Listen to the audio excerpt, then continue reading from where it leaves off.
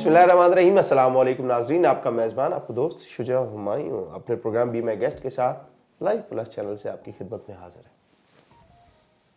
नाज़रीन, जैसा कि आप जानते हैं कि मेरे प्रोग्राम में शोबिज़ से रिलेटेड कोई ना कोई पर्सनैलिटी हमेशा मेरे साथ किसी न किसी शो में ज़रूर मौजूद होती है।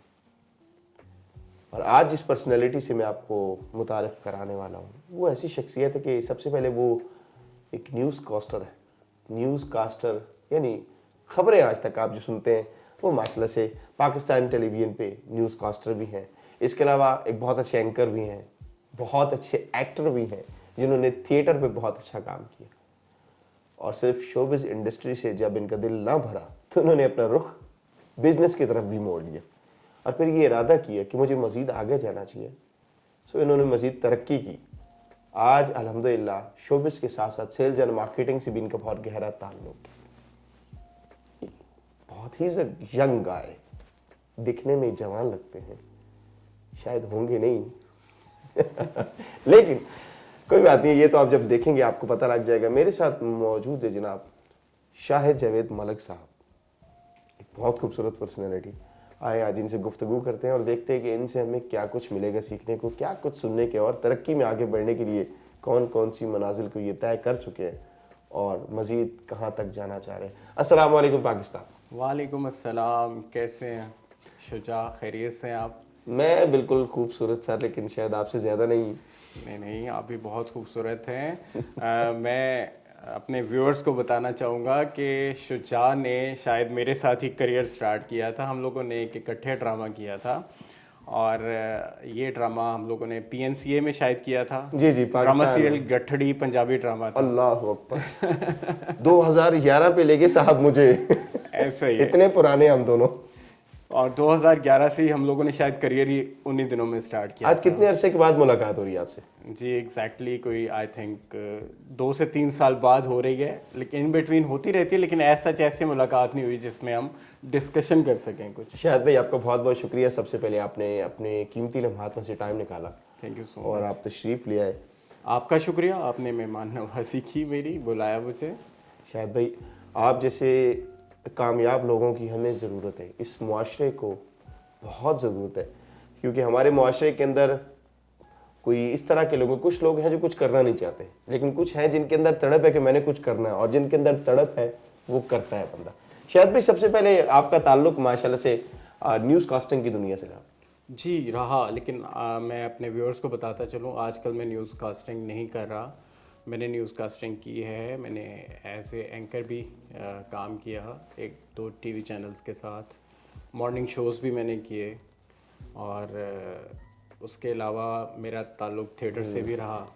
ठीक है, तो काम तो अच्छा किया मैंने, और उसके बाद अब मैं बिज़नेस की तरफ हूँ। आजकल मैं मीडिया में कम ही नज़र आता हूँ, बहुत कम। अच्छा, जो खबरें आपको दी जाती हैं वो खबरें आज तक आपने जो पढ़ी वो हक़ाइक़ पे मबनी होती हैं, बाज़ औक़ात तो उसमें भी कोई पर्ची सिस्टम तो नहीं होता? आपको पता है ये PTV न्यूज़ से मैंने पढ़ी है, आगे आप खुद समझदार हैं। माशाल्लाह माशाल्लाह। पाकिस्तान टेलीविज़न हमारा नेशनल चैनल है सर, उस पर बैठ के न्यूज़ देना कोई मामूली बात नहीं होती। कितना अर्सा न्यूज़ कास्टर है शायद भाई? मैंने 1-1.5 साल तक न्यूज़ कास्टिंग की है। मज़ा आया है खबरें पढ़ने में, खबरें सुनाने में?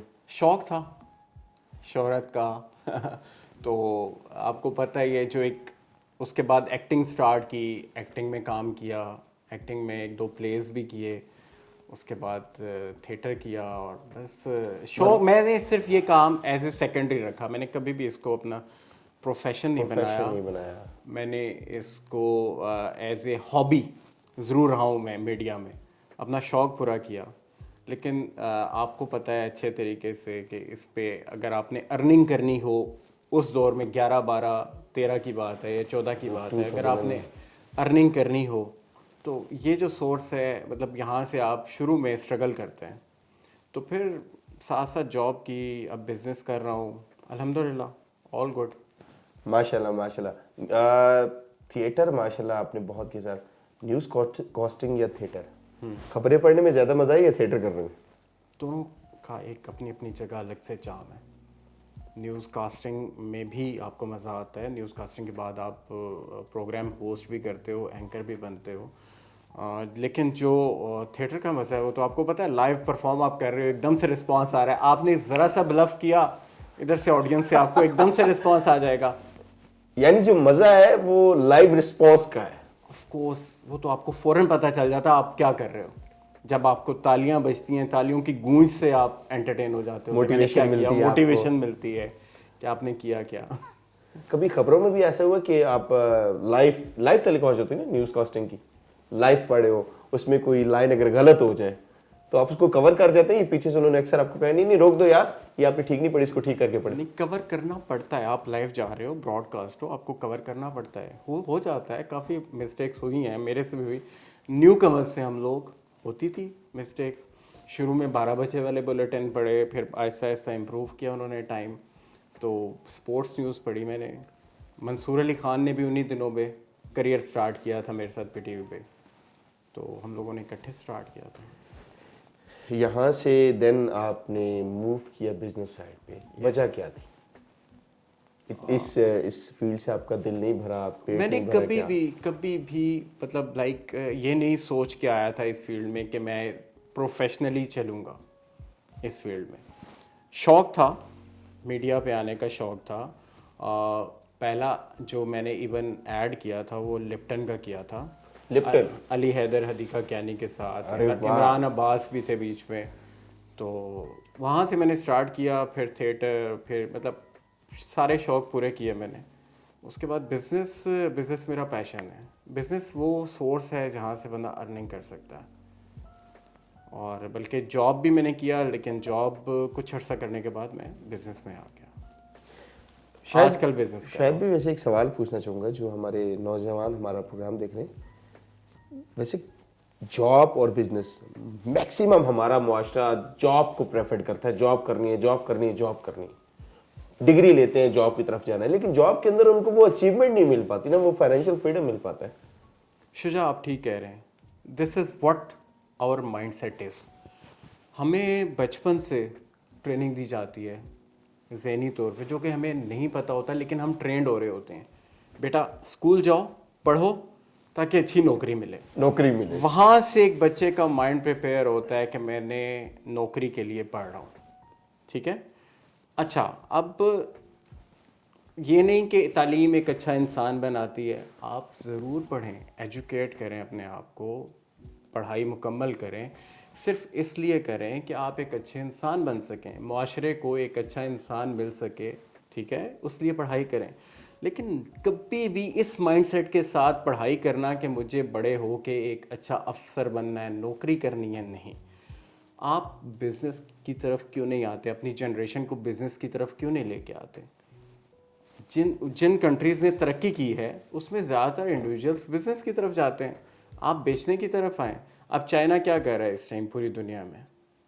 सेलिंग कर रहा है, सेलिंग कर रहा है, हर चीज़ बेच रहा है, प्रोडक्ट बेच रहा है, प्रोडक्ट बनाता है और उसको बेचता है पूरी दुनिया में, जिसकी वजह से चाइना में गुर्बत इस टाइम नहीं है, ना होने के बराबर है। पाकिस्तान में गुर्बत क्यों है? पाकिस्तान के लोग प्रेफर करते हैं, हम लोग का माइंडसेट ये है कि जॉब करनी है, बजाय इसके कि अगर आप जॉब की बजाय आप बिजनेस स्टार्ट करें तो बिजनेस आपको अर्निंग देता है, आपका अपना सोर्स है, आप अपनी मतलब। और आजकल तो बिजनेस करने के तरीके भी कितने जदीद हो चुके हैं।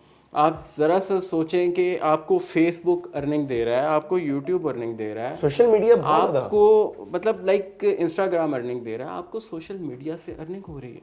आप सोशल मीडिया की तरफ आएँ। अच्छा, सोशल मीडिया का भी छोड़ दें, आप ई कॉमर्स देखें, सबसे बड़ा प्लेटफॉर्म है इस वक्त। ई कॉमर्स देखें, आप क्या कुछ नहीं बेच सकते। यहाँ बैठे हुए आप अमेरिका में कंपनी खोल के वहाँ बेच सकते हैं प्रोडक्ट, आप चाइना में कंपनी खोल के वहाँ बेच सकते हैं, इवन आप इंडिया वालों को वहाँ बेच सकते हैं, पाकिस्तान में बैठे हुए। मतलब ग्लोबली एक मार्केट आपके पास आ गई है। What the real changes. अगर हम लोग इस चीज़ पे फोकस हो जाएं कि हमने करना क्या है, हमने बिजनेस करना है और हमने काम किस तरीके से करना है, और उसको पूरा फोकस होके करें, कोई भी काम करें, अल्लाह पाक उसमें कामयाबी देते हैं, और ये फैक्ट है। शायद भी बड़ा दकीक सा सवाल पूछने लगूं, इन सब के पीछे डिपेंड करती है हमारी एजुकेशन। क्या आज की जो एजुकेशन है वो हमें उस साइड पे लेके जा रही है कि जहाँ पे हमें जाना चाहिए तरक्की के लिए? लाइक दैट आप जैसे कह रहे हैं कि बिजनेस करें, लेकिन माइंडसेट जो है वो स्कूल से तैयार किया जा रहा है, नहीं यहाँ सेटल हो, आप डॉक्टर बन जाए, आप पायलट बन जाए, आप इंजीनियर बन जाए, बिजनेसमैन तो कोई भी नहीं बनाता। बड़ा अच्छा क्वेश्चन आपने किया है। एक्चुअली हम लोगों का तालीमी निज़ाम इस टाइम बहुत फरसूदा हो चुका है। आपने मैट्रिक में अलजबरा वगैरह पढ़ा होगा, बिल्कुल। आप मुझे ये बताएं अलजबरा कहाँ इम्प्लीमेंट हो रहा है? नो हो रहा है नो सिवाय प्लस माइनस के कहीं कोई इम्प्लीमेंटेशन है?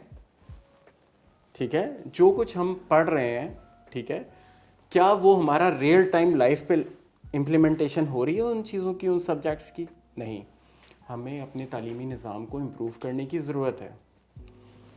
हम लोग, सारी दुनिया क्या कर रही है? पैसे के पीछे भाग रही है, पैसा कमाना चाह रही है, ऐसा ही है, पैसे के लिए काम कर रहे हैं ना, पैसे के लिए करते हैं सब कुछ।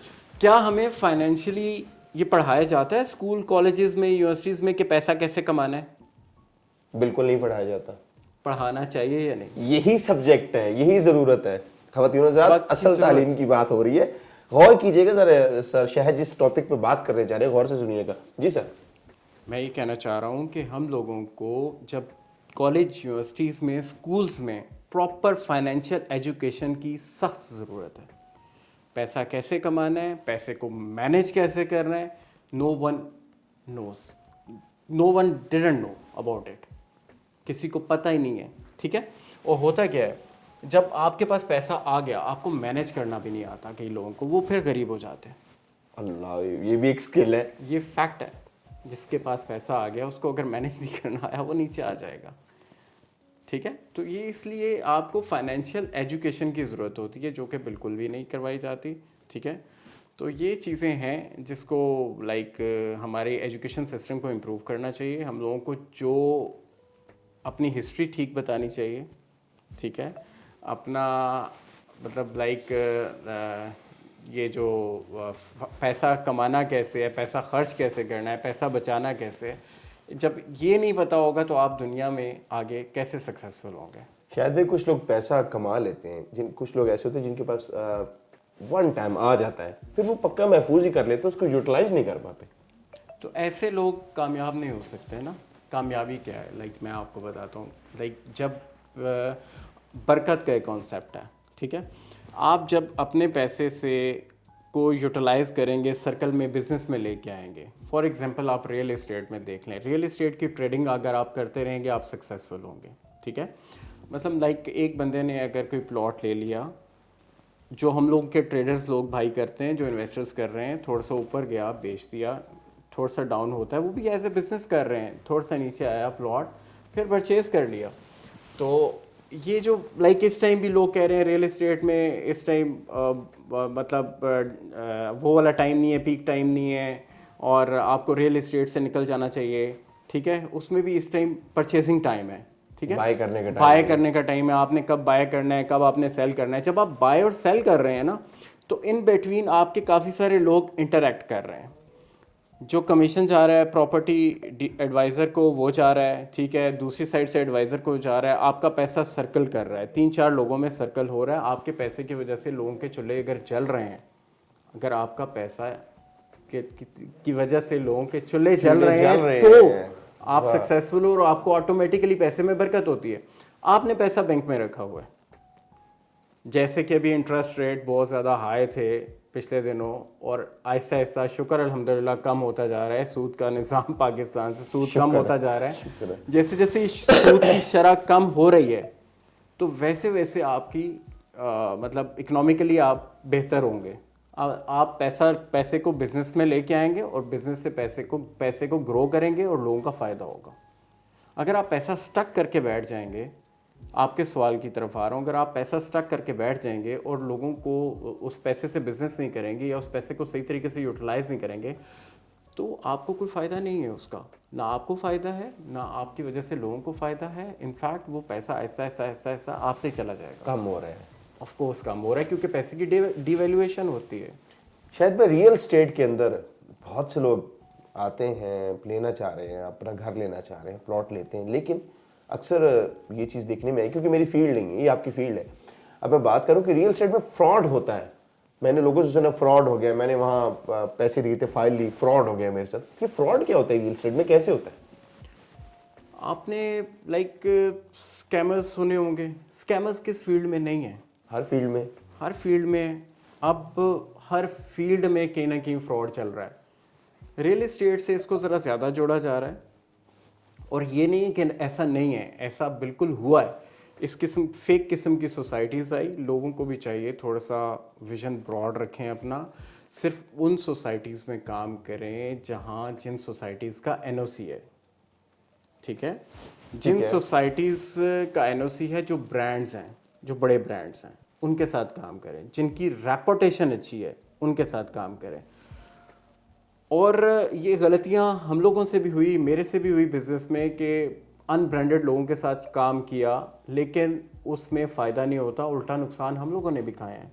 ये स्कैम्स हमारे साथ भी हुए हैं। लेकिन इसमें बात यह है कि सीखने की होती है। अगर आप सीख गए हैं, अपनी गलतियों से सीख गए हैं, आप लोगों को भी बताएं कि नहीं, जो ब्रांडेड सोसाइटीज़ नहीं हैं, जो आम सोसाइटीज़ हैं, जिनका एनओसीज नहीं है, जिनका अता पता कोई नहीं है, आप उसमें ज़्यादा लालच में ना आए और अपने आप को वेस्ट ना करें, अपने हार्ड अर्नड मनी को वहाँ वेस्ट ना करें। और सिर्फ ब्रांड सोसाइटीज़ जो थोड़ी सी महंगी बेशक चीज़ है वो उठा लें, वो कल को आपको फ़ायदा देगी। बजाय इसके कि आप सस्ता है, अभी यहाँ प्लॉट सस्ता है, यहाँ ले लो, यहाँ तो सिर्फ इतने का है, ये मेरी पॉकेट इजाज़त देती है। नहीं नहीं, आपने ये नहीं देखना कि मेरी पॉकेट इजाज़त देती है। नहीं, अगर आपकी पॉकेट इजाज़त नहीं देती, आप अभी परचेजिंग नहीं करो रियल एस्टेट। अगर आपकी पॉकेट इजाज़त देती है तब परचेज करो, और तब ऐसी प्रॉपर्टी परचेज करो जो कि एक ब्रांड है, जो जिसने भागना नहीं है, जिसका एक ट्रैक रिकॉर्ड है, जिसकी एक रेपुटेशन है मार्केट में, जिसको लोग पसंद करते हैं, जिसको अब हर बंदे को पता होता है ये अच्छा है ये बुरा है। एक अंदर से गट फीलिंग भी आती है, बिल्कुल आती है कि ये चीज़ ठीक है। लेकिन हम लालच में मारे जाते हैं, नहीं यार ये सस्ता है और ये ज़्यादा फ़ायदा दे रहा है, वो बड़े बड़े ख्वाब दिखा रहा होता है आपको, तो वो लाइक हम लोगों को खुद आंखें खोल के इसमें परचेज करना चाहिए। आखिरी सवाल रियल एस्टेट के हवाले से करना चाहूँगा, क्योंकि सवाल शायद भी मेरे पास अंदर से बहुत से आते रहते हैं। ज़रूर ज़रूर। शायद भी बहुत से लोग ऐसे भी ऑफर्स करते हैं कि जिनके पास सिर्फ अभी ज़मीन होती है, वहाँ कोई काम नहीं चल रहा, वहाँ थोड़ा सा उन्होंने ट्रैक्टर चला दिया है और वो कहते हैं बस जी हमारी अब ये बिकने के लिए तैयार हो चुकी है, और लोग वहाँ सस्ता समझ के इन्वेस्ट कर देते हैं। बाद में रिजल्ट क्या आता है? ज़ीरो। फिर कहते हैं हमारे साथ तो स्कैम हो गया, जस्ट फाइल्स मिल जाती हैं। तो प्लॉट खरीदने के लिए किन पैरामीटर्स पे अमल पैरा होना जरूरी है? क्या कुछ पहले देख लेना चाहिए? क्या ऐसी जगहों पे इन्वेस्ट करना चाहिए कि जहां पे भी सिर्फ जमीन है, बंजर जमीन है, सिर्फ एक ट्रैक्टर उन्होंने चला दिया है बस वो हुज्जत तमाम करने के लिए कि जी हम बस यहाँ पे अब सोसाइटीज बनाएंगे, कॉलोनीज बनाएंगे? तो क्या ऐसी जगहों पे इन्वेस्ट करना चाहिए? बिल्कुल भी नहीं करना चाहिए आपको। यही तो मैंने अभी बताया आपको कि हमें आंखें खोल के इन्वेस्ट करना है। आंखें खोल के कैसे इन्वेस्ट करना है? फर्स्ट ऑफ ऑल आपने जो बिल्डर है, डेवलपर है, उसकी रेपुटेशन देखनी है। ठीक है, वो किस रेप्यूट का मालिक है, उसने पहले हिस्ट्री में क्या क्या काम किए हुए हैं और कितनी सक्सेसफुल है और कितनी अचीवमेंट्स हैं उसकी। ठीक है। बिल्डर का नाम आपको पता होना चाहिए। सिर्फ सोसाइटी के नाम से कुछ नहीं होता, आपको बिल्डर का, कॉलोनी के मालिक कौन है, उसने उसकी रेपुटेशन क्या है, उसने पहले डिलीवर किया है प्रोजेक्ट या नहीं किया, और अगर किया है तो वो कैसा प्रोजेक्ट डिलीवर किया है, उसमें उसके परफॉर्मेंस कैसी है, प्रोग्रेस कैसी है। उसकी बेस पे आपने खुद एनालाइज करना है। डाटा आजकल लेना कोई मुश्किल नहीं है। यूट्यूब है, कितने चैनल्स हैं, आपको डाटा लेना बिल्कुल भी मुश्किल नहीं है। उसके बाद आप एनओसी देखें उसकी, अगर उसने पहले सोसाइटीज़ बनाई हुई हैं उसके कितने एनओसीज हैं, ठीक है, उसकी प्रोग्रेस क्या है, फिर उस पर ट्रस्ट करें या ना करें, उसके बाद डिसीजन लें। अगर आपको कोई एक अच्छी चीज़ एक चमका के एक मेकअप में खड़ी कर देगा और ये आप उसको चमकती हुई चीज़ को उठा लेंगे कि नहीं ये बहुत अच्छी बना रहा है, इसमें इसने मुस्तकबिल में ये बताना है, सुनहरे ख्वाब दिखाते हैं और फिर लूटते हैं। This is what the scam is. अभी ये दौर था 2021-20 का, इसमें काफ़ी सारे स्कैमर्स आए, लेकिन अभी लोग भी माशाल्लाह काफ़ी समझदार हो चुके हैं। और ये 2025 है, ये रियल एस्टेट का ईयर है। इंशाल्लाह अभी प्रॉपर्टी भी थोड़ा सा ग्रो कर रही है। अब लोगों को बाइंग टाइम है, इन्वेस्ट करना चाहिए। ठीक है सर, बात करता हूँ ई कॉमर्स का। आपने जिक्र किया, ई कॉमर्स के अंदर इस वक्त काम करना कैसा है? हमारी ये जो पढ़ी लिखी यूथ है, इनका ई कॉमर्स की तरफ अगर पलटना हो इनको, तो ये कैसा उनके लिए राय अमल रहेगा? Superb, one of the best. वो इसलिए आप शॉपिफाई या आपको अमेज़ॉन का कॉन्सेप्ट पता है क्या है? बिल्कुल। अमेज़ॉन में आप ये कर रहे हैं कि आपने एक स्टोर ओपन किए हुए हैं यहाँ बैठ के पाकिस्तान में, आपके अमेरिका में स्टोर्स हैं। आपको नीड देखनी है क्लाइंट की, नीड बेस पे आपने खुद एनालाइज करना है कि मैंने कौन सा प्रोडक्ट वहाँ बेचना है बैठ के। उस प्रोडक्ट को डिज़ाइन करवाना है, डिज़ाइन भी हो जाएगा, आपकी कंपनी भी रजिस्टर होगी, ट्रेडमार्क आपका रजिस्टर होगा, वो प्रॉपर टैगिंग होती है आपकी प्रोडक्ट के ऊपर। वो प्रोडक्ट प्रैक्टिकली अगर आपने यूएस में कोई स्टोर खोला है, यूएस के वेयर हाउसेज में, अमेज़ॉन के वेयर हाउसेज में प्रोडक्ट चला जाता है और वहाँ से आपके क्लाइंट को डिलीवर होता है। What you have to do is कि आप जस्ट एक कंप्यूटर पे बैठे हुए हैं और यहाँ से आपने अपना क्लाइंट सर्च किया और उस क्लाइंट को आपने वो प्रोडक्ट वहाँ से ही डिलीवर करा दिया, कुरियर करवाना है। आप यहाँ बैठ के बेच रहे हो, ठीक है। वाह। तो ये आजकल तो है ही सब कुछ। ये आप यकीन करें, इवन के इंग्लैंड में और यूएस में 70% ग्रॉसरी लोग बैठ के अमेज़ॉन से कर रहे हैं। तो आप यहाँ से अंदाज़ा लगाएं इसका स्कोप कितना है। एक ह्यूज बिजनेस वॉल्यूम बनता है। अब ये बताएं कि पाकिस्तान में लोगों को गरीब रहना चाहिए अगर थोड़ा सा अपने दिमाग खोलें और खिड़की खोलें और जॉब्स को छोड़ें और किसी बिजनेस में थोड़ा सा टाइम स्पेंड करें और सोचें कि ये बिजनेस करना कैसे है, ई कॉमर्स में घुसना कैसे है, तो a lot of money in this field. जहन से एक चीज निकल नहीं रही लोगों के। मैंने बहुत से बच्चियों को देखा, इवन देन मैंने खुद भी कहीं जगह जाके इंटरव्यूज, जब मैं जॉब और बिजनेस की तरफ आया था, तो वहां पे हमारे जहन में एक चीज आ रही होती है। वो जब कहते हैं कि आपने इस काम को ऐसे सीखना है, सीख के करना है, इससे आपको ये कमीशन आएगा, लेकिन एक चीज में फिर भी सवाल माइंड में फंसा होता है, यार सैलरी कितनी है? जब आपने कामयाब होना है तो इस सैलरी वाले माइंडसेट से निकलना है। ओह, खूबसूरत बात। This is what the mindset is. आपने देखें, इंसान अल्लाह पाक ने अशरफुल मखलूक़ात बनाया इंसान, बेशक बेशक, ठीक है, और ये ऐसे नहीं बनाया। और ये डेकोरेशन पीस नहीं है, ये सोचने के लिए लगाया, ठीक है। ये जो दिमाग है, ये जो हेलमेट है, ये सोचने के लिए, इसमें एक दिमाग है, नहीं है। वाह, ठीक है। इससे सोचें, ठीक है। हम लोगों ने अपने आप को जिस तरीके से, और हमारा भी कसूर नहीं है, जैसे बड़ों को देखा और कुछ मिथ बने हुए हैं कि नहीं यार सैलरी, तनख्वाह नहीं आएगी तो ये नहीं होगा, तनख्वाह नहीं आएगी तो, इस तनख्वाह वाले काम से जब तक आप नहीं निकलते आप कामयाब नहीं हो सकते। ये मतलब लाइक आप बिज़नेस स्टार्ट करते हैं कोई, तो आपको ये सैलरी तो बहुत पीछे रह जाती है। फिर आप आगे सोचते हैं कि मैंने आगे अपने एसेट्स क्या बनाने हैं। आप सैलरी वाला बंदा हमेशा हैंड टू माउथ रहेगा, वो सिर्फ अपने खर्चे पूरे करेगा, बिल्स कैसे देने हैं, गाड़ी की किस्त कैसे किचन में फंसा रहेगा, किचन में फंसा रहेगा इनफैक्ट, ठीक है। तो जैसे जैसे इंसान है सोचता है वैसे ही होता है, ये फैक्ट है। आप जो सोचोगे, आप जैसा सोचोगे, आप वैसे बनते चले जाओगे। आप ये सोचोगे कि लाइक फॉर एग्जांपल, मैं आपको एक एग्जांपल देता हूँ। आप घर से निकलते हैं, माइंडसेट बना हुआ है यार कहीं अल्लाह ना करे आज की एक्सीडेंट ना हो जाए, तो आपका कहीं ना कहीं बाइक लग जाएगा। आप जो सोचते हो वैसा हो जाता है ना? इसी तरीके से इंसान सोचता है यार अगर सैलरी नहीं आएगी तो मेरा सर्कल नहीं चलेगा, तो वो क्योंकि इसका माइंडसेट बना हुआ है, बैक एंड पे माइंड काम कर रहा है, हाँ यार सैलरी लेनी है, तो वो सैलरी में ही फंसा रहेगा सारी उम्र। जब तक आप अपना माइंडसेट चेंज नहीं करोगे कुछ चीज़ें चेंज नहीं होंगी। शायद भी कुछ लोग पैसा भी जमा करते हैं ना इसी नीयत से, बुरे वक्तों में काम आएगा, बुरे टाइम में काम आएगा, और वो इत्तेफाक से बुरे टाइम में ही काम आता है। बुरा टाइम आ गया था आप पे। लाइक दैट आपकी एक बात से मैं बड़ा खुश हूं कि इंसान जैसा सोचता है, गुमान करता है, एग्जैक्टली उसको वैसे ही अता हो रहा होता है। Very true, very true. और अगर उसके पास पैसा पड़ा है, चाहे कम, अच्छा कम भी है, लाइक दैट शायद आप अपनी लाइफ देख लो शुजा, आज आप जो हो, जिस जगह पे हो, जिस वजह से हो, किस वजह से हो? सिर्फ अपनी वजह से हो, अपनी सोच की वजह से, कोशिश की वजह से, कोशिश की वजह से हो कि मैंने अपने आप को ये बनाना है, ठीक है। आपने एक गोल अपना सेट किया, उस गोल को ट्रैक किया, कॉन्शियसली अनकॉन्शियसली आपने उस गोल को फॉलो करते हुए उस टारगेट तक पहुंचे और आज आप इस पोजीशन पे हैं अल्हम्दुलिल्लाह कि प्रोग्राम होस्ट करते हैं, टीवी स्टार हैं। एक मेरा माइंड सेट था कि मैंने यहाँ जाना है। एग्जैक्टली ये जो आप इंसान जो सोचता है ना वो अचीव कर लेता है। शायद भी एक और चीज़, कुछ लोगों को अचीवमेंट लेने में थोड़ा टाइम लगता है, लेकिन वो अपने गोल पे फोकस रखते हैं, बाजू का डीमोटिवेट हो जाते हैं, नहीं यार मैं नहीं पहुंच पाऊंगा। वो एक जो पॉइंट होता है ना, वहां से वो वापस चले जाते हैं। जहां से आपने ये बात कही ना कि जब बंदा डीमोटिव हो जाता है, डीमोटिवेट हो गया कि यार मैं वहां नहीं, वहां से वो वापस चला जाता है। This is what the negative thinking is.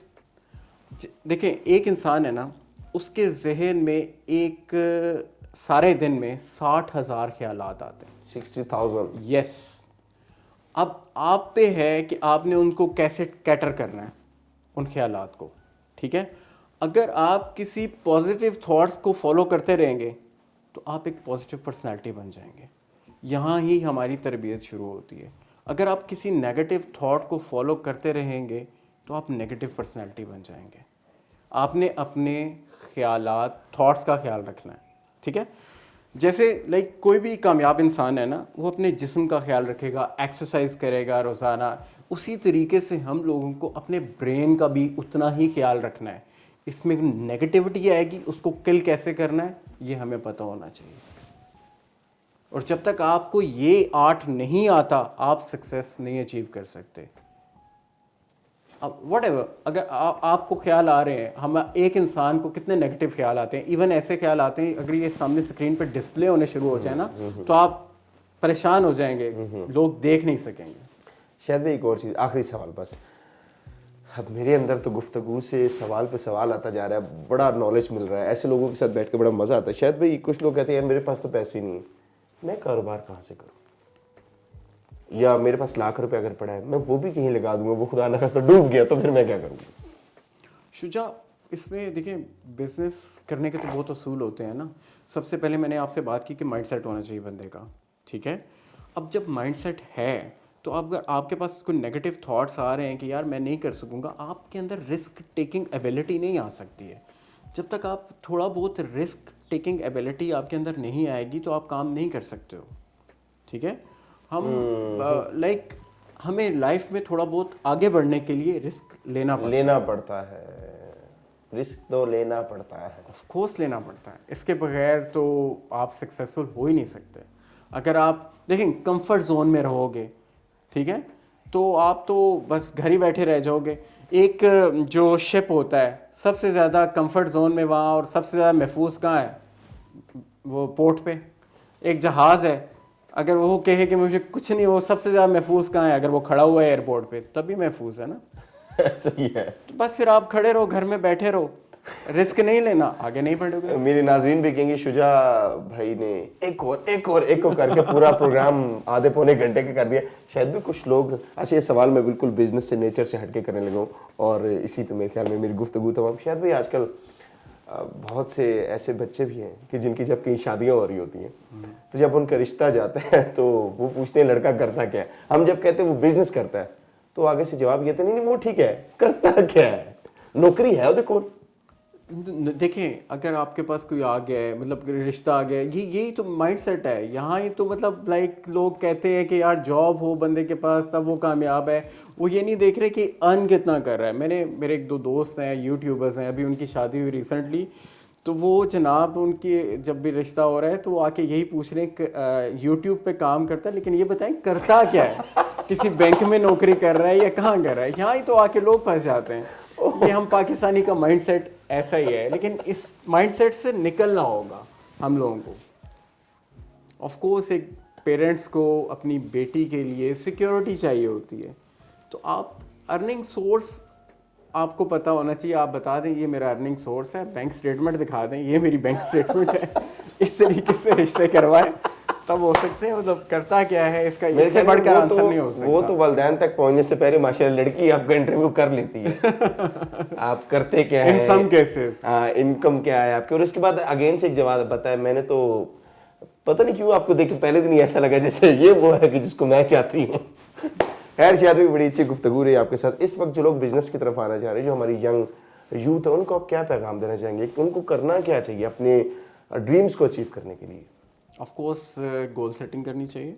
देखें अपने आप को आज आप किस पोजीशन पे हो, आपने आगे आने वाले 5 साल बाद अपने आप को एक टारगेट दें कि मैं 5 साल बाद इस पोजीशन के लिए इस पोजीशन पे होऊंगा, या मैं इतनी अर्निंग कर लूँगा, या मेरे पास ये एसेट्स होंगे। जब तक आप गोल सेटिंग नहीं करेंगे आप कामयाब नहीं होंगे। आपने कितना कमाना है, मैं अगर किससे पूछता हूँ ना, मैं शुजात से पूछता हूँ, शुजा आपने कितना कमाना है? शुजा कहें बहुत ज़्यादा कमाना है। बहुत ज़्यादा कितना होता है भाई? अपना टारगेट तो सेट करो। नहीं यार शायद भाई मैंने 1 करोड़ कमाना है इस साल के एंड तक, तो आप अपना टारगेट सेट करोगे कि मैंने इतने पैसे कमाने, तब आप फोकस होके उसी काम को करोगे। हाँ मैंने इतने पैसे कमाने। जब आपको पता ही नहीं है आपने कितने पैसे कमाने हैं, या आपने कितना कमाना है, या आपने कितने एसेट्स लेने हैं, कितने क्या क्या लेना है, जब आप गोल सेटिंग नहीं करोगे आप सक्सेसफुल नहीं होगे। इट्स जस्ट लाइक दिस के मैं कि बंदा जा रहा है, ठीक है, वो ट्रेन का उसने टिकट लेना है, तो वो पूछता है काउंटर वाला कि भाई कहाँ जाना है? आप कहोगे यार कहीं का भी काट दो। जब तक आप ये नहीं कहोगे यार मैंने लाहौर जाना है, कराची जाना है, आपकी एक डेस्टिनी नहीं पता होगी तो आप नहीं मंजिल का तयन नहीं है। मंजिल का तयन आपने खुद करना है, गोल सेटिंग करनी है, उसके बाद उस पर काम करना है। ये मेरा मैसेज है नए यंगस्टर्स को जो अभी अपना करियर स्टार्ट कर रहे हैं। और जो हमारे वज़रा है एजुकेशन के, उनको भी आप मैसेज देना चाहेंगे कि इस पे सब्जेक्ट होने चाहिए, जैसे आपने बात की थी कि हमने पैसा कैसे कमाना है। ऑफ कोर्स ये पता ही नहीं है किसी को, नो वन इवन नोज। ना इसकी तालीम दी जाती है, ना इसका बताया जाता है, ना इसका समझाया जाता है। कोई एक जाते जाते खूबसूरत शेर सुनाना चाहे, अगर शायरी से लगाव है तो। शायरी से लगाओ नहीं है अब। इट्स ओके, कोई बात नहीं। शायद भाई बड़ा अच्छा लगा आपसे गुफ्तगू करके। इंशाल्लाह दोबारा भी आपको हम प्रोग्राम में जहमत देते रहेंगे, आप जरूर रहिएगा क्योंकि आपकी जरूरत है। बहुत अच्छा लगा मुझे भी आपसे मिलके। काफी टाइम बाद हमारी मुलाकात हुई। शुजा मेरे लिए क्या कहना चाहेंगे? आप बढ़ते रहे आगे, बहुत अच्छा काम कर रहे हैं, मुझे बहुत अच्छा लगता है आपको देख के टीवी पे, पॉडकास्ट में। आप you are doing very well Shuja. Thank you so much शायद भाई। और अच्छा भी लगता है कि हम दोनों ने करियर स्टार्ट इकट्ठे किया था, लेकिन मैं क्योंकि ऐसे करियर इसको नहीं लिया था, मैंने इसको आगे इस फील्ड को कंटिन्यू नहीं किया, आपने कंटिन्यू किया और आज आप इस अच्छी स्टेज पे हैं माशाल्लाह। लेकिन शायद भी आज आप बिजनेस के अंदर इतना बड़ा नाम है आपका माशाल्लाह से, अल्हम्दुलिल्लाह। इस वक्त एक ऐसी पर्सनैलिटी है जिसे कहते हैं कि एक कामयाब बिजनेसमैन बन जाना। जी इंशाल्लाह। आज आप रिस्क कमा रहे हैं, लिखा बेसिकली जहां होता है शायद भाई बंदे ने वहां से उठाना होता है। Very true, agree. इंसान एफर्ट तो करता है, लेकिन कुछ लोग ऐसे जिन्होंने अपने हालात, अपनी फैमिली को देख के चलना होता है, ऐसे ही तो कहीं अपने शौक तोड़ने भी पड़ते हैं। लेकिन वही बात है, हर मंजिल की एक शौक तोड़ने पड़ते हैं शुजा। देखें शौक तोड़ने नहीं पड़ते हैं, आप पॉजिटिव माइंडसेट के साथ रहें, आप चीज़ों को अपने ऊपर हावी ना होने दें।